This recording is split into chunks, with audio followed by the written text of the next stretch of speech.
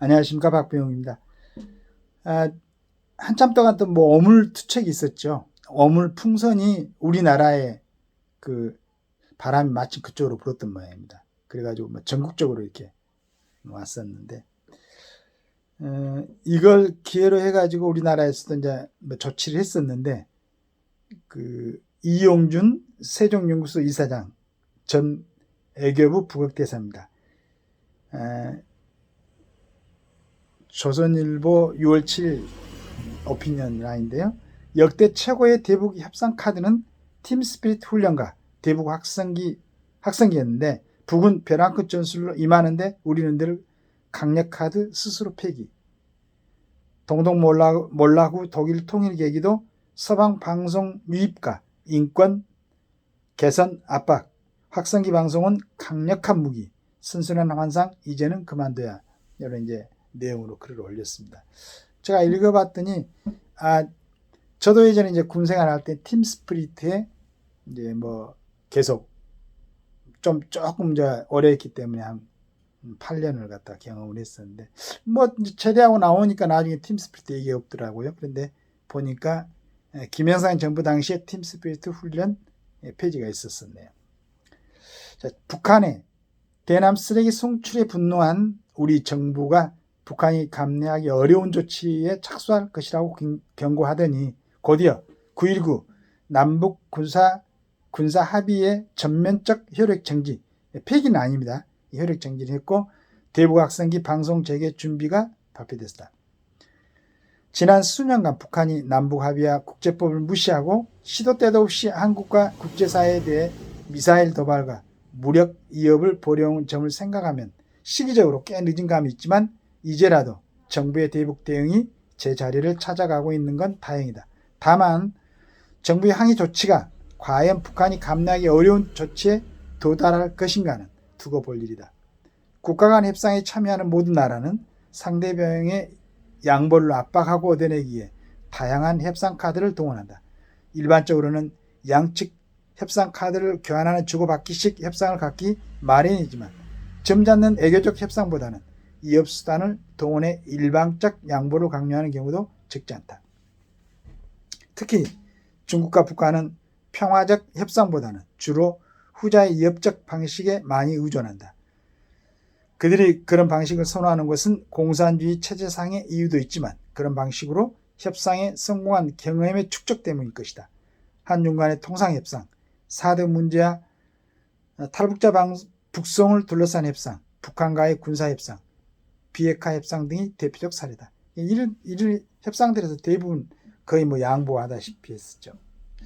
스탈린 시대의 구시대에 전수받는 북한의 협상술은 벼랑 끝 전술이라 불리는 험악한 협상 형태로 자신이 보잘할 것 없는 협상 카드를 극대화하면서 새로운 카드 협상을 끝없이 생성해내는 능력 면에서 타의 추종을 불허한다.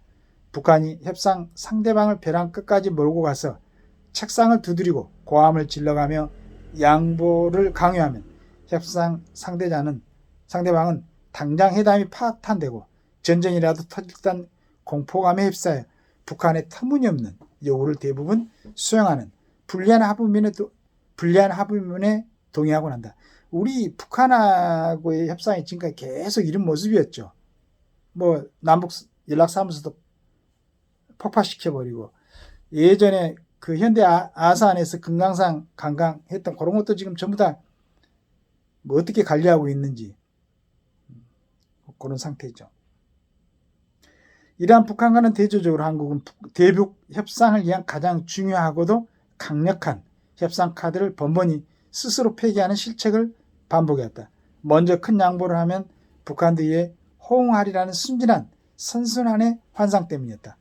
대표적 사례는 김영삼 정부 당시에 팀스피릿 훈련 페이지였다. 북핵 문제가 막 부상하던 1990년 초 매년 실시되던 팀스피릿 한미 연합 훈련은 미국 정부가 보유한 한국 정부가 보유한 가장 무서운 대북 협상 카드였다. 그에 대한 대응이 힘겨웠던 북한은 우리가 이제 팀스피릿을 훈련하게 되면은 거기에 뭐 걸맞게는 아니지만 나름대로의 대응 어떤 훈련 같은 거 해야 되는데 굉장히 뭐 어렵죠. 그러나 김영삼 정부는 남북관계 개선을 위한 대승적 결단이라는 구실로 팀스피릿 훈련의 연구 중단을 결정했고 그 후 북한은 김영삼 정부와의 회담에서 단 한 번도 응하지 않았다. 팀스피릿 훈련 폐지 이래 한국에 보유하게 된 가장 강력한 대북 협상 카드는 휴전선에서의 학성기 방송이다. 도달거리가 10km에 불과해 효과가 제한적이라는 대북 유화론자들의 주장임에도 불구 학성기 방송이 휴전선 지역에 밀집된 북한군의 기강과 충성심에 미칠 심대한 잠재적 영향은 김정은 정권의 심각한 우려의 대상이 되고도 남을 것이다.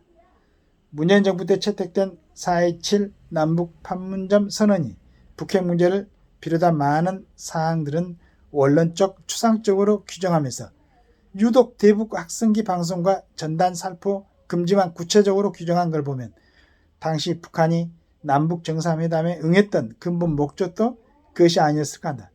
다른 얘기를 막 추상적으로 하고 뭐 해도 되고 안 해도 되고 이런 정도를 해놓고 학성기 방송 그 다음에 전단 살포만 아주 구체적으로 해가지고 이걸 금지시켰던 거죠. 우리에게 대북 학성기 방송은 북한의 핵무기에 못지않는 파괴력을 가진 고도의 전략무기다. 냉전시대 소련이 멸망했던 것도 동독이 몰락하고 독일이 통일된 것도 서방 진영의 방송 유입과 인권 개선 압박에 따른 체제 와해가 최대 요인이었던 것이다. 우리가 보유한 가장 강력한 대북한 무기이자 협상 카드인 학성기 방송을 현 정부 출범 2년이 넘는 이제야 재개 준비에 착수했다는 점이 아쉬움이 납니다. 만일 우리가 일찌감치 학성기 방송 재개 태세를 갖췄더라면 북한이 지금처럼 제멋대로 미사일 발사와 대남 위협을 장기간 계속하지는 못했을 것이다.